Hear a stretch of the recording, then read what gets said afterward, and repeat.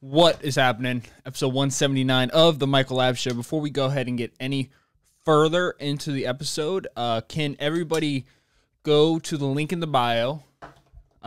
First link in the bio, the donation page. Go there, check it out, see what we have going on there.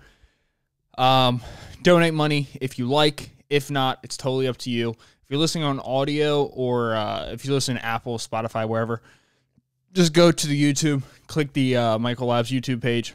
First link in the description will take you to the donation page. You can set up monthly donations, or you can just not donate. I don't really mind either way, but that money goes directly to the podcast, upgrades, and all that fun stuff, the finance stuff. But welcome back. Hopefully you guys had a good weekend. I mean, these weekends, honestly, they just seem like they're going on forever. Especially since I podcast Mondays and Wednesdays.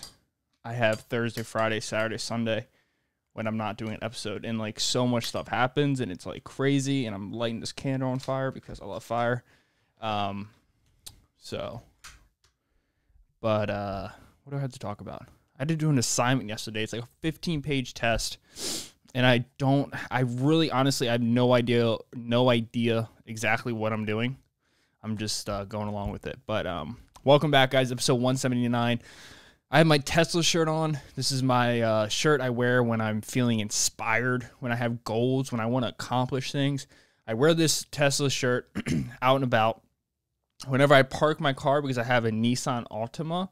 I know it's a little bit confusing, but I wear this shirt just to remind myself every day what I eventually want to achieve. And what I want to achieve is a Tesla X. I want to get that SUV. I think it's a Tesla X. Yeah, I want that Tesla X 2021. Starts from $80,000. The performance package is $99,990, so a $100,000 car. It's a beautiful car. The plaid has 1,000 horsepower. Starts at $120,000. 340-mile battery capacity. What else? How fast does this thing go? God, this is right here is the goal, man. This is what I want. 2.5 seconds, 0 to 60. 1,000 horsepower. It's just beautiful. It's got like that rocket ship steering wheel. It's got a TV up front. It's just gorgeous. I would get it black on black. God, you can lay your multi-device Bluetooth, wireless, and USB charging station for every passenger. You can charge your phone wherever you want. 9.9 seconds for a quarter mile. Good God, beyond ludicrous. With the most powerful and quickest SUV. God, 2.5 seconds. That is insane, man. I love that car. And it's got those doors that go sideways, man. The whole family in there. So I got the Nissan. So every time I wear this shirt, I always make sure I go quickly inside because I don't want people to see me wearing a Tesla shirt, not in a Tesla car. I guess I'm very self-conscious in that idea. I feel like it's something that is kind of lame, but that's okay. That's what we're working towards, you know. I'm a young duckling, so 24, maybe I should have the money to get a Tesla, but also I don't know. But we have a lot of other priorities we have to get to. But a lot of things have happened. Let's talk about a few things. Oh, I watched a podcast with Theo and Andrew Schulz. Actually, there's a few things I want to talk about. There's a podcast I watched with Andrew Schulz and Theo and it was really good. It was Theo had Andrew Schulz on this past weekend, and it was one of the funniest podcasts of all time. And it was one of those podcasts that I watched, and I'm just thinking to myself, I don't know why people spend time getting upset about comedy. Like, I really don't. This is my take on it. If something is funny and you laugh, the moment you laugh, I think the ability for you to get upset is completely deleted. There's no way you should be in a situation where if you see something happen, if you're watching somebody on stage or if you're listening to a podcast and what they say triggers an emotion in you that leads to you laughing out loud, you are just as guilty as anybody else in the room. You're just as guilty as anybody else in the podcast. The reason why things are funny, in my opinion, is because they're absurd. They're off the wall. They come out of left field. You don't expect them coming. If people are telling a story and you can predict the story, it's not funny, right? It's not funny. But if someone's saying a story or if someone's making a joke and it is just going crazy, it's like a curveball after curveball. It's literally, that's where the laughter comes from, because the absurdity of some things is what makes them funny. And I think like the whole world, like currently, like I listened to a podcast with Bill Burr and Joey Diaz, and Bill Burr talked about it. He just talked about how there's things that are picked and chosen to be considered cancelable, to be considered things that are wrong to say, to be considered things that should not be allowed to be said. But some things that go against that narrative, that can still be mean, can still be offensive, but if they don't line up with a certain narrative, they don't get canceled. And I'm just watching Andrew Schulz and I'm watching Theo Von, and I'm really trying to figure out why don't people try to cancel Theo Von and Andrew Schulz? And I think the reason why is because you cannot cancel them.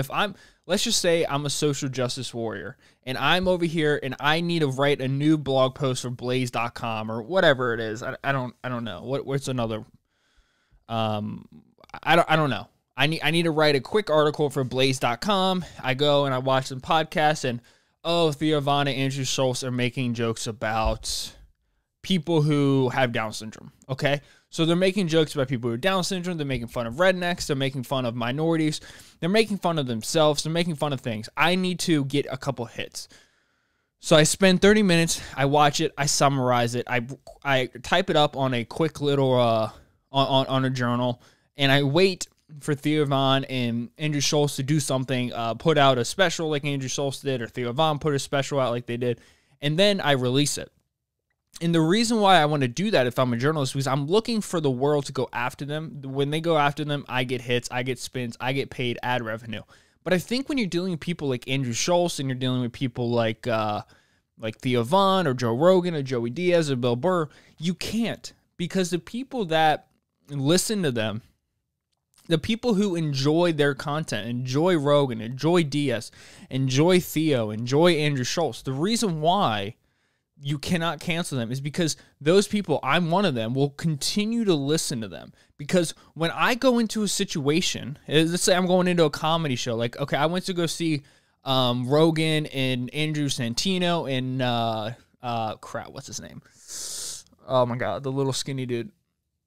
Oh my God, I'm forgetting his name. Tony Hinchcliffe, the dude who smokes six. If I'm going in to see them perform at a comedy show, I'm going in there with the intention to laugh.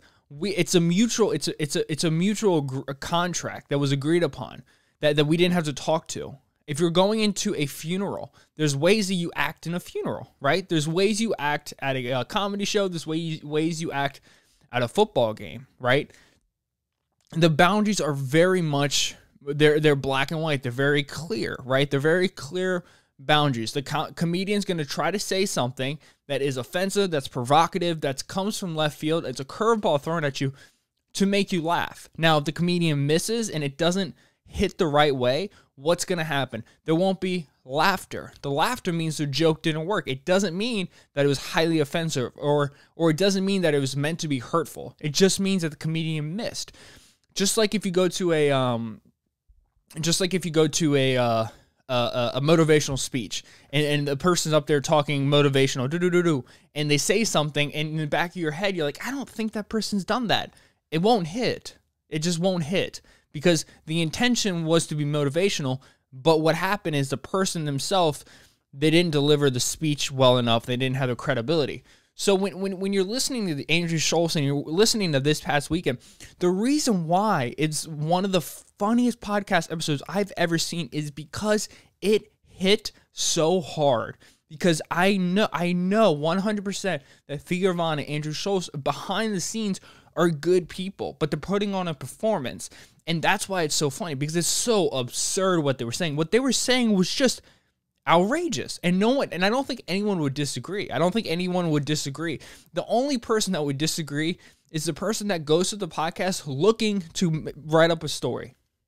If you take it out of context, yeah, it's probably not the nicest thing to say. But in context, because context matters, intent matters, those two things I personally believe are the most important thing whenever you're talking about comedy, whenever you're talking about a drama, whenever you're talking about any type of movie or TV show. Intent is the most important thing, and context is the second most important thing. Maybe they're tied for first, but I think what happens is when it becomes when the content in the context and the intent are not there, then we have a different story. If you go up to a person at a grocery store, and it's an environment where people are supposed to behave. They're supposed to act like in a certain manner, a civilized manner. You're not supposed to be turned up all the way. And you're having a conversation with the checkout person, and they say something, and, they go like, "You see that over there?" And it's like a group of minorities, or if it's somebody who doesn't look like them, what that person, that clerk, that cashier, is what they just did was slander. What they just did was racist, because it was not in the right environment. And I think that, I don't know, I think that's really important. I was trying to figure out why I was laughing so hard. They made this joke about retard, right? And that word retard is, you're not allowed to say that word. And they were talking about it on the IQ chart, and they were just saying outrageous things. Like, it was hilarious, and I was laughing very hard.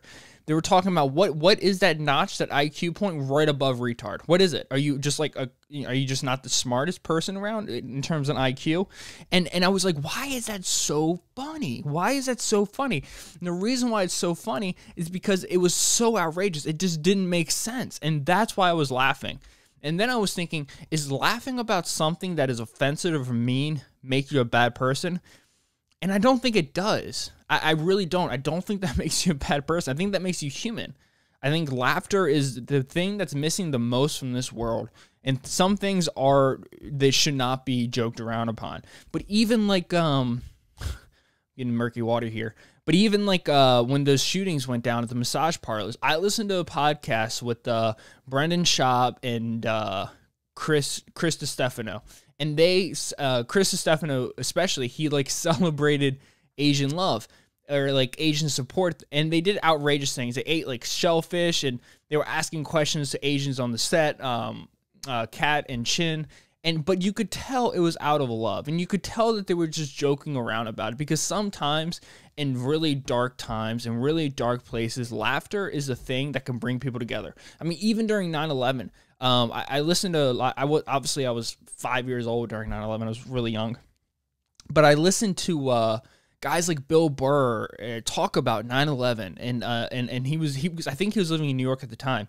He said within like a week they were joking about, they were making jokes about 9/11, like because it's what people need. People need to laugh. People need to joke about things.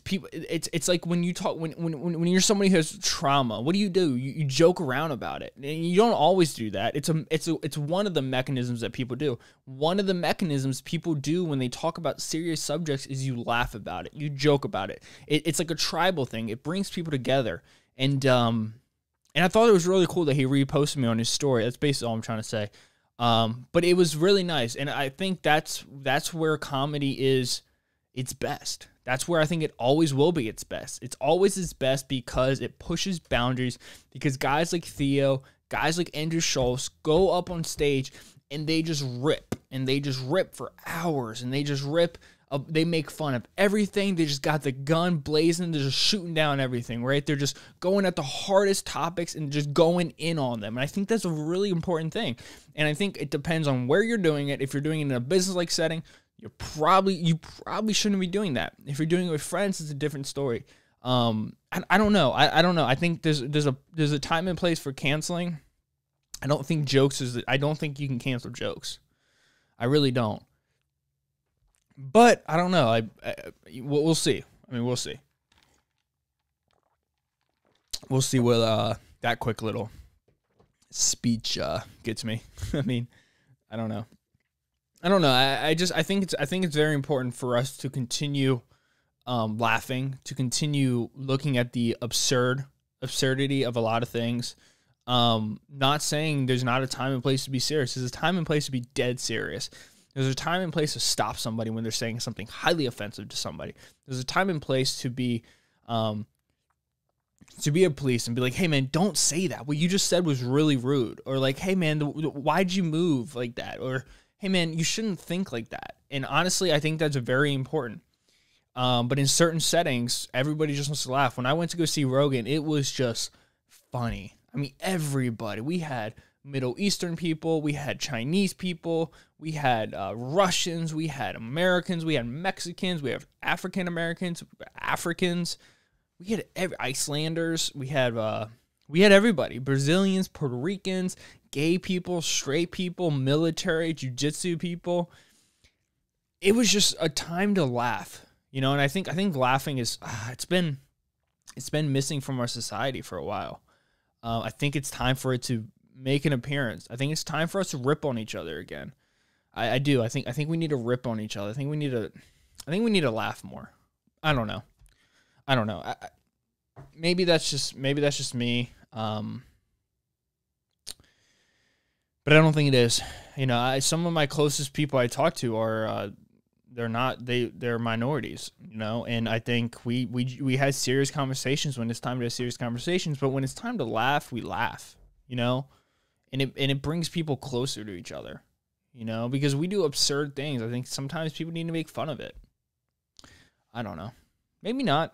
Maybe what I just said was really wrong, and you know, if it was, someone would let me know, and I'll apologize if it was wrong. But yeah, good weekend though overall. What did I do on Friday? Taylor and I went to Fox Den. Shout out to Fox Den. I think they just won like the bracket of restaurants in Annapolis.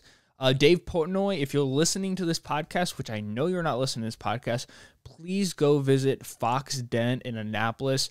This is a business that it's a small business. It's lit. Like when people say a hole in the wall, it is a hole in the wall. Like I'm talking like not even a storefront. It's a door that's probably, I don't know, 4 feet wide, probably 10 feet tall, and it's just a staircase that goes down. And they have the best pizza. They really do. And they have an amazing chef. His name is Brian, and he makes awesome food. And you can tell he's just so passionate about it. Like, he really cares about what he does. And honestly, when it comes to pizza in Annapolis, I personally, that was the first time I've been there, but the best pizza I've had maybe ever. It's really good. I think it's like wood fired, and you can like taste the bottom of it. It's like crunchy at the bottom. We had these delicious duck fat French fries. As you can tell, I'm only keto. I'm keto, let's say 31 days in the month. I'm keto 29 days.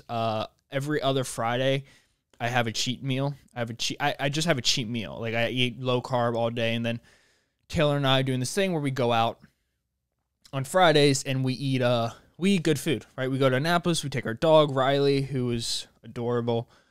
We take her, and God, I love Riley. Like it's like my kid, dude. I would protect her against anything. Like if you mess with my dog, I would have to kill you. Like I really would. I would have to kill you if you hurt my dog. Like I would have to hurt you very badly if you hurt my dog.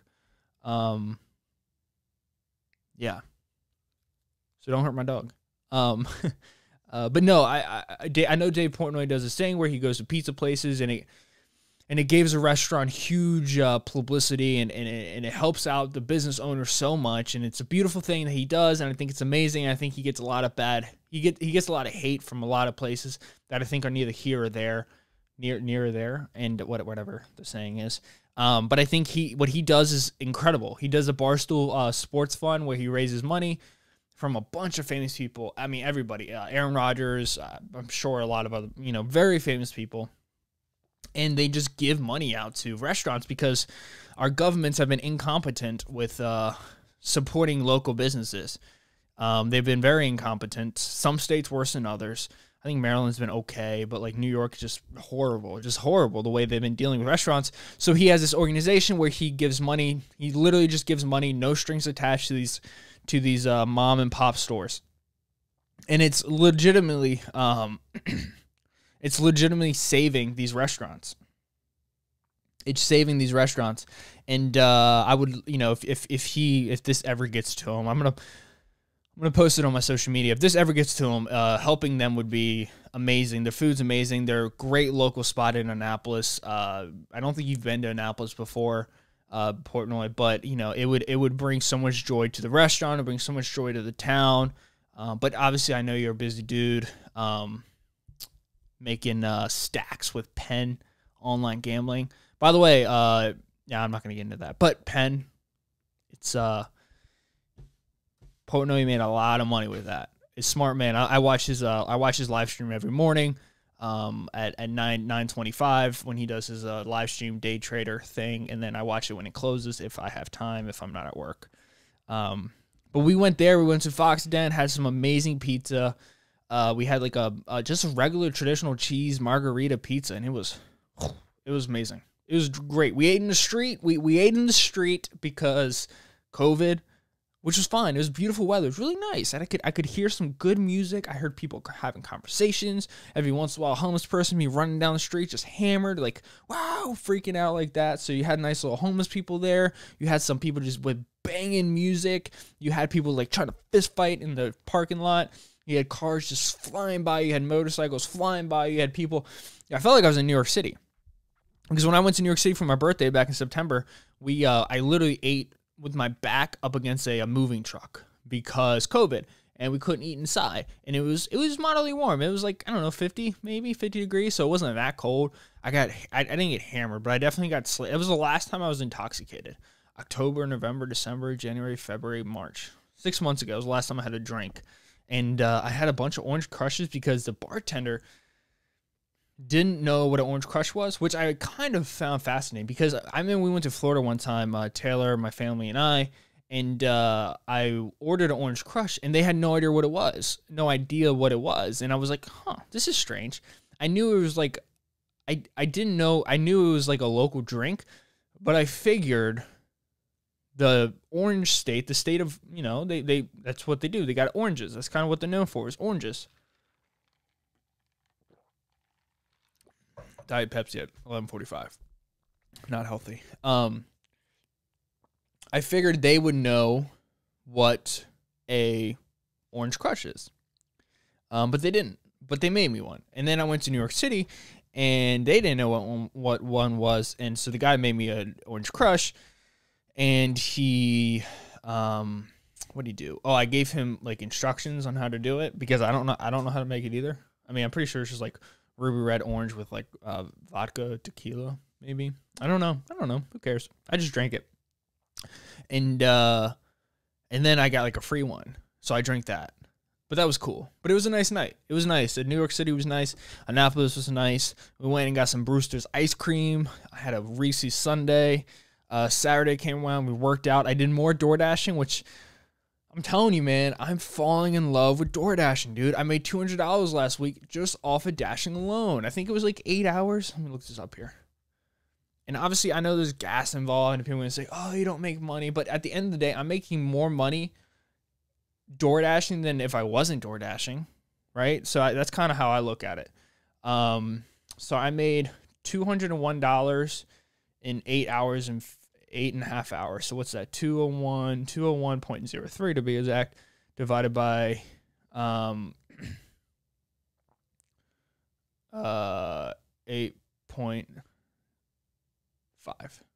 $23.65. That's how much it was. These people are in my group chat. I'm in college right now. I'm a full-time student, and I don't know what people are ever talking about in my class. These people are like laughing.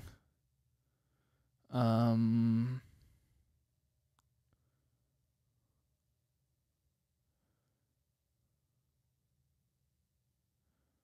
don't know what's going on.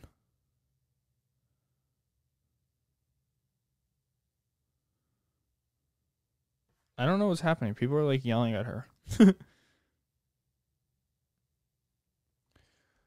Thank you for working on a home assignment and quiz between the hours of 10 p.m. and midnight. That Pearson website was down. You can submit your work by the end of the day. I always recommend not leaving important days to the last minute to avoid and allow. Dude, these poor teachers don't have it fair, man.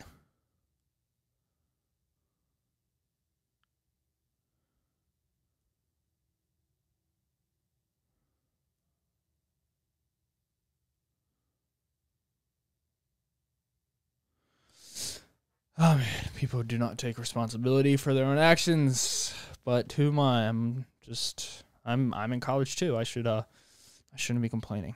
What's going on, man? Why is everyone freaking out, man? Why is everybody freaking out? Why is everybody freaking out? Why is everybody freaking out? Today's March 29th, right? Sorry, guys. I shouldn't have looked at my school thing, but I did. Because I don't want to flunk out of school. Yeah, everything's due today. Just do the assignment. It's not that hard. Just do the assignment. Right? Yeah, just do the assignment. Upcoming March 23rd. Yeah. Okay, that's all cool. We're all good. We're all good. We're all good. I'm gonna get back to the podcast. But yeah, we had a nice night, dude. It was a good night. Just her and I, just hanging out. You can submit your work by the end of the day. Business analytics. I always recommend not. What is that? I don't understand what she's talking about. What is due at a certain time? You guys are currently walking through school with me. Because I thought I did everything. Apparently I didn't. I thought I did though. I'm gonna keep this in the podcast. Probably losing a lot of people right now because of dead time, but I want to make sure I do well in school. It's important to me. I don't think the website's open.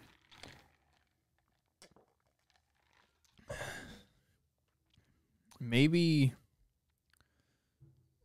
March 26th. 8. Chapter 8 quiz. Let's just see if I did it. I'm pretty sure I did it. Business analytics. All. Boom. I'm already done with that. Man, y'all tripping. Do your assignment. It's not that hard. Just do your assignment. Just do what you're supposed to do. Do it early, too. Meanwhile, I'm over here. I got a bunch of stuff I gotta do. But it was nice. We had a good night. Enjoyed our time. Enjoyed our weekend together. Sunday came around and I was able to. I don't know if this is illegal. I don't know if I'm gonna get in trouble. I don't hope. Hopefully, I don't get in. Hopefully, people don't come after me for this. But I did get the shot. I don't know if you guys can see that. I still got the bandage on it. Ooh, right there. Maybe can you see that? I can't see it. But I did go ahead and get the shot. I signed up for it. I got a link. Just from the state, and I just signed up. I was honest with everything. I said my profession. I said my age. I put down my health issues, overweight, which I am technically. I would have put down obese because I was obese at the time. I put down everything. I signed up. It was up to them to give me the vaccine or not. Said, yeah, you qualified for the Moderna vaccine. Went ahead, got the vaccine at 11:13 a.m. at the community college in Anne Arundel County. And honestly, I was going to joke around about it. Like, oh, my arm fell off. Oh, I was throwing up all last night. But I still have had zero symptoms. I know most of the symptoms come from the second shot, but I've had no symptoms. I also don't think I got COVID. I also genuinely think that COVID does not. I don't know. Wow. Okay, here we go. This is when you get your video taken down from YouTube. I don't think COVID has the same effect or can affect everybody.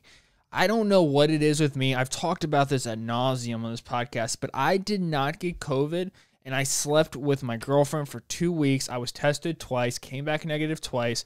My mom had it. My sister had it. I had zero symptoms. I had nothing. I convinced myself I had a headache, which I did have a headache, but I had a headache just because I had a headache. I was running outside. I was working out, not at a gym, but I was working out like in my basement. I didn't get one symptom.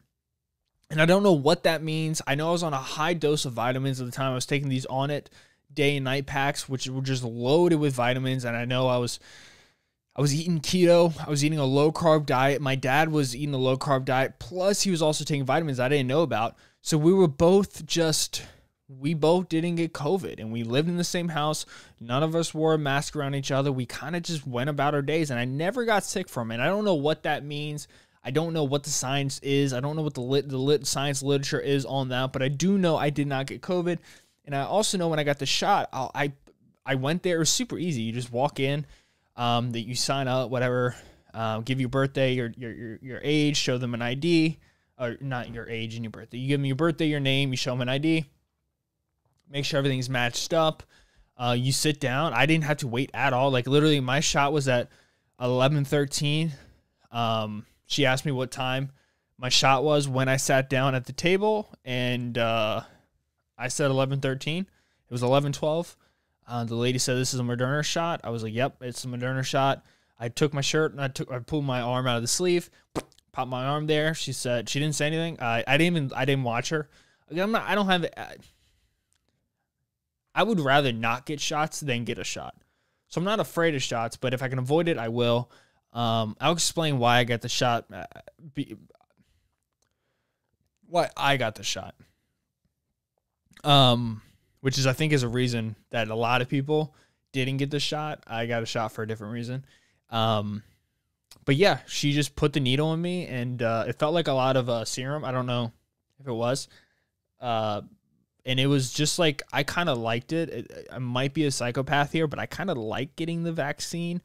It felt like, what did it feel like? It felt like one of the squishy things that you would see, like a Jello. Let's just say you have a square, a hollow square, and you put Jello in it, and you stick your finger in it, and it feels good. Like you can feel like everything's just kind of squeezing around your finger.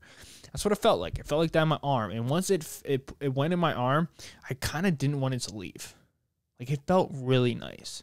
And I know that's crazy. And I know I definitely sound a little nuts right now, but it felt nice. She took it out. She took the needle out of my arm.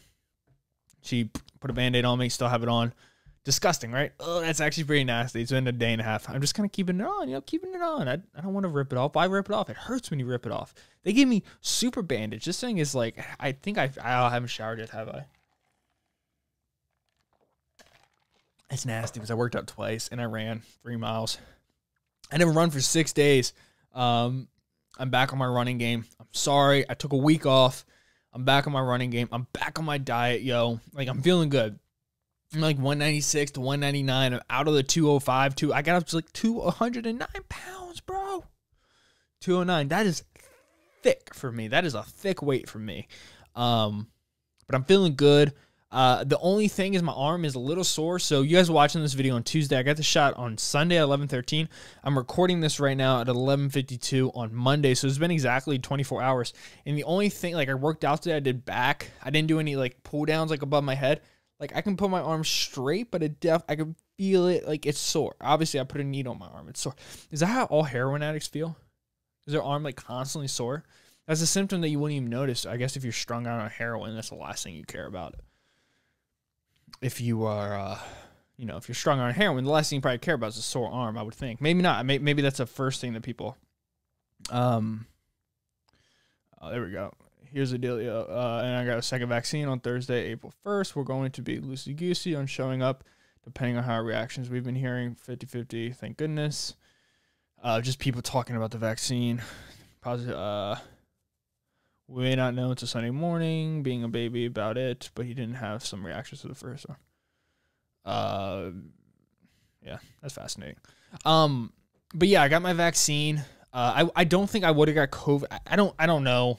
I don't think I would have got COVID before the vaccine, but also the reason why I got the vaccine is it's so, this is just me speaking, but I am so astonished by the ability for this world to, and I say what you want, let's take all politics out of it from coronavirus. Let's just talk about the science behind these vaccines. Like, it is incredible. It might have cut corners here and there, but honestly, to me, it is absolutely astonishing that March 11th, the world was shut down, like just shut down. Nobody knew what to do. We were running around going crazy. By April, we had maybe even late March, we were testing people for the vaccine. I mean, for the COVID. We already had a test for COVID. By June, they said they already had vaccines developed, but they were just putting them through clinical trials. By November, Pfizer came out and said March, April, May, June, July, August, September, October, 8 months. 8 months. Pfizer said we had a vaccine that was 96% effective. By January 8th, my girlfriend got the vaccine. You know, by January, people were getting the vaccine. That, to me, 10 months to get multiple vaccines. And now at this point, it's like Moderna, Pfizer Biotech, Johnson & Johnson, Novavax, Sputnik, so many other people coming out with vaccines. And it's like, I think that's amazing. I think we need to talk about that. We need to talk about the scientists behind it, the people who are working so incredibly hard to get this vaccine out. Obviously, it's huge. It's a huge money plan, even though Johnson & Johnson said they're not doing it for the money. Johnson & Johnson's also, I mean, they're huge. Johnson & Johnson. It's Johnson revenue for 2020. Let's see how much money they made in 2020. The company generated $21.08 billion in 2020. So, when you're talking about a company that doesn't need a vaccine for money, Johnson & Johnson is one of them. Let's see Moderna. Yeah. Here you go. So Johnson & Johnson was $21 billion. I think that's what I said. Moderna was $803 million. So, like, it's a completely different thing when you're talking about what a vaccine does to the books of certain companies. Moderna, it explodes the books. It makes them just make a crap ton of money. And then Johnson & Johnson, it barely makes a dent. So it's almost like I don't want to say it, but it's almost like a charity case for them, for Johnson & Johnson. Revenues for Pfizer says, oh my God, $42 billion. Oh my God. Okay, well, they make a crap ton of money too. Let's see Novavax.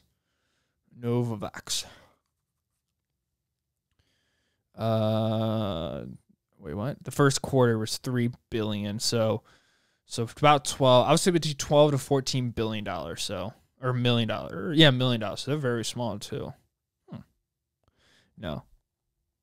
Oh, okay. Okay, so they're about $1 billion company too.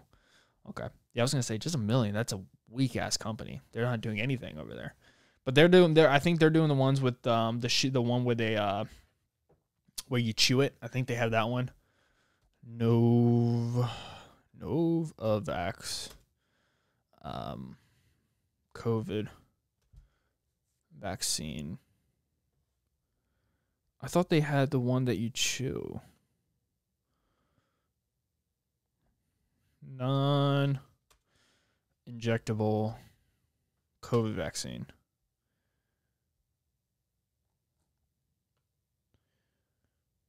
Pretty sure oral COVID vaccine.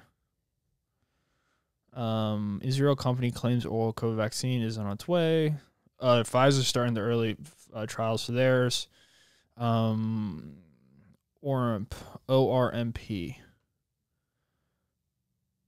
Company advancing ORMP.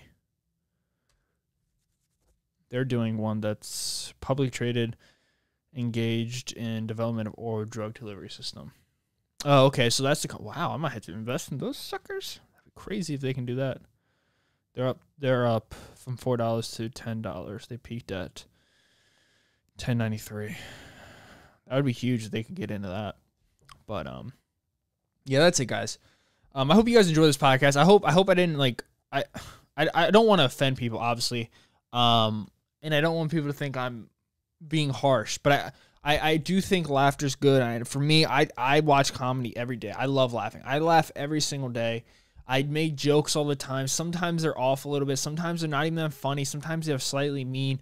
But I think it's important to laugh. I think it's important to take life not too serious. I think it's important to not just don't take yourself too serious. Like, don't do that. It's just not, I just don't think it's the right way to live your life. But also, don't listen to what I say. I don't want people to ever take what I say like for a gospel. I talk. I'm a dude with me behind me, with the blue life matter, with some brains to my left. And, I just get up here and I just rip. But that's what's cool. If you want to get up here and rip too, make your own podcast and rip and just see what happens. It's hard. It's not easy. And funniness is, I think, the vaccine for the world. Comedy is the vaccine for the world. Comedy is the vaccine for the world. Guys, I hope you enjoy my podcast. I hope you always enjoy them. I hope you like them. I hope you listen to them. I hope you tell your friends about them. I hope you donate to it. If you don't donate, it's all good either way. But I'll see you guys in episode 180 of Michael Lab Show. June's coming around. That's going to be a 2-year anniversary. We're going to be closing into 200 episodes. It's astonishing. 200 episodes is insane to me personally. That's crazy to think about. I love you guys. Thank you so much for listening. I'll catch you guys on Thursday. Have a great, beautiful, safe Tuesday and Wednesday. I'll see you guys on Thursday at 6 a.m. See ya.